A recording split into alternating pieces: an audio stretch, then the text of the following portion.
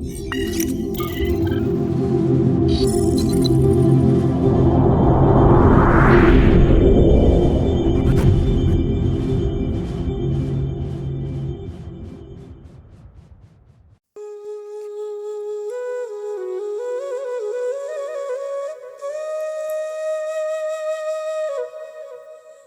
میں آپ سب کو سلام۔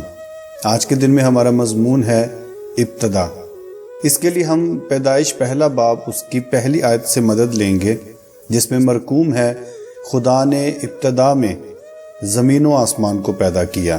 عام طور پر ہم ابتدا سے کسی چیز کے آغاز کے معنی لیتے ہیں، یعنی ہم یہ کہہ رہے ہوتے ہیں کہ اس سے پہلے کچھ نہ تھا، جیسا کہ ایک شاعر کہتے ہیں، کچھ نہ تھا تو خدا تھا، کچھ نہ ہوتا تو خدا ہوتا۔ لیکن آپ غور کر کے دیکھیں کہ جس کے بارے میں ہم یہ کہتے ہیں کہ اس کی ابتدا ہوئی ہے، وہ چیز پہلے بھی کسی نہ کسی شکل میں وجود رکھتی ہے۔ دلچسپی کی بات یہ ہے کہ ہر چیز کے آغاز یعنی ابتدا سے پہلے بھی وہ چیز وجود رکھتی ہے۔ ہم یہ کہہ سکتے ہیں کہ ابتدا سے پہلے اس کی کوئی خاص ترتیب نہیں ہوتی، کوئی خاص شکل نہیں ہوتی، وہ کسی کے لیے فائدہ مند نہیں ہوتی، لیکن ایک خاص وقت ہوتا ہے جب اس چیز کو ایک خاص مقصد کے لیے ایک خاص شکل میں ڈھالا جاتا ہے۔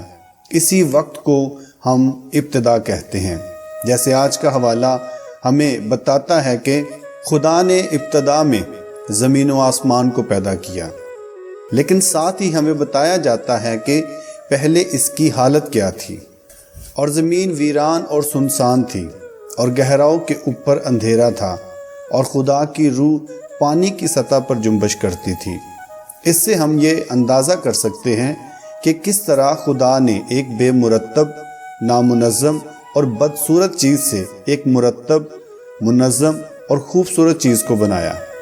ہمیں ہماری عام زندگی میں اس کی بہت سی مثالیں مل جاتی ہیں، جیسا کہ لکڑی کی اپنی بھی ایک حیثیت اور مقام ہوتا ہے، لیکن جب اسی لکڑی سے مختلف چیزیں مثلا صوفہ، بیڈ، ٹیبل اور ڈیکوریشن کی چیزیں بنائی جاتی ہیں تو اس کی قیمت بھی بڑھ جاتی ہے، اور ان کو دیکھنے اور ان سے سلوک کرنے کا انداز بھی بدل جاتا ہے۔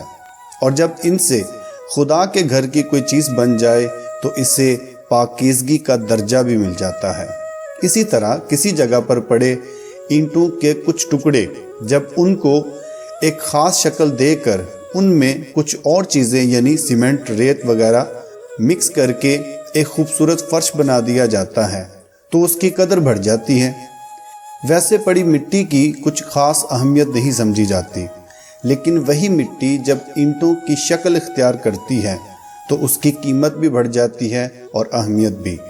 اسی سے جب بلڈنگ بنتی ہے تو اس کی قدر اور زیادہ ہو جاتی ہے۔ اسی کو خدا کا گھر بنانے کے لیے بھی آپ استعمال کرتے ہیں، جہاں اس کو انتہائی ادب و عزت کی نگاہ سے دیکھا جاتا ہے۔ یہاں بھی کچھ ایسی ہی صورتحال ہمیں نظر آتی ہے۔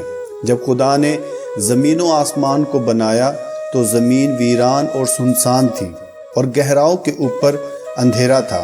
پھر خدا نے حکم دینا شروع کیا اور ہر چیز ترتیب میں آنے لگی، اور اس کے کہنے کے مطابق وہ کام کرنے لگی، جن میں آسمان پر موجود سورج اور چاند اور ستارے، اور پھر ندیاں، جھرنے، دریا، سمندر، پہاڑ اور وادیاں شامل ہیں۔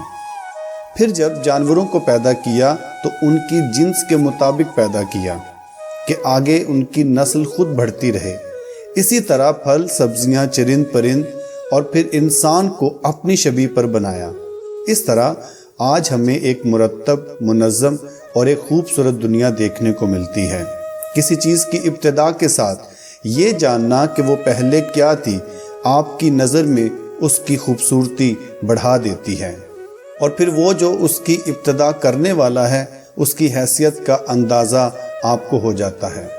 ایسی آیات کے ذریعے سے جہاں ہمیں اس دنیا کو اور خدا کو جاننے کا موقع ملتا ہے، وہیں ہمیں خود کو بھی جاننے کا موقع ملتا ہے کہ کس طرح خدا نے ہمیں کیسی حالت میں سے لیا اور کیا بنا دیا، کہ آج خدا کے فضل سے ہماری عزت ہے، احترام ہے اور خدا نے ہمیں مختلف نعمتوں، برکتوں اور بخششوں سے نواز رکھا ہے۔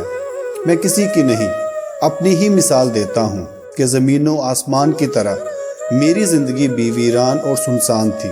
کوئی رونق نہیں تھی، خوبصورتی نہیں تھی۔ روح تو جنبش کرتا رہا، لیکن میں اس قابل ہی نہ تھا کہ وہ مجھ پر ٹھہرتا۔ میں نے کبھی اس کو دعوت ہی نہیں دی تھی کہ وہ مجھ میں آئے۔ میں نے کبھی اس کے لیے دروازہ ہی نہ کھولا تھا کہ وہ اندر آئے اور میرے ساتھ بیٹھ کر کھانا کھائے۔ آخر کار اسے مجھ پر رحم آیا اور اس نے مجھے لیا، ترتیب دیا اور منظم کیا کہ میں اس کی خدمت کر سکوں۔ آپ بھی خود پر غور کریں۔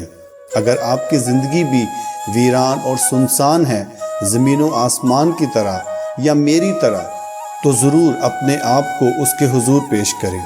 وہ آپ کی زندگی بدل دے گا۔ آپ کو خود اپنی زندگی مرتب، منظم اور خوبصورت لگنے لگے گی۔ خداوند آپ کو برکت دے۔ آمین۔